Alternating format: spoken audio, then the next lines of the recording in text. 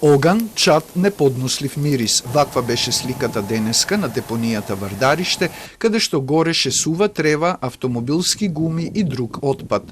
Пожарот, кој почнал вчера и бил изгаснат, денеска повторно се разгорел, велат од општината Газибаба. Тој зафатил еден далновод, па превентивно беа исклучени две високонапонски трафостаници од 110 киловолти. Една на Вардариште и уште една кај Кванташки пазар. Поради тоа, делови од општината Аеродром напладне останаа без електрична енергија.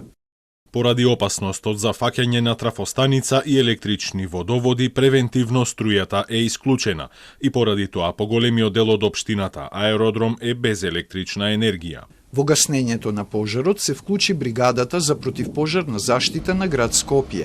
Според командирот Звонко Томески, тие интервенирале со 8 противпожарни возила и со 25 пожарникари, а по локализирањето на пожарот на терен дојде екипа од ЕВН која ја приклучуваше струјата. Таа сега се врати во деловите од Скопје каде беше исклучена. Ова не е прв случај во пожар да биде зафатен далновод на Вардариште. Истиот далновод и лани беше зафатен во пожар.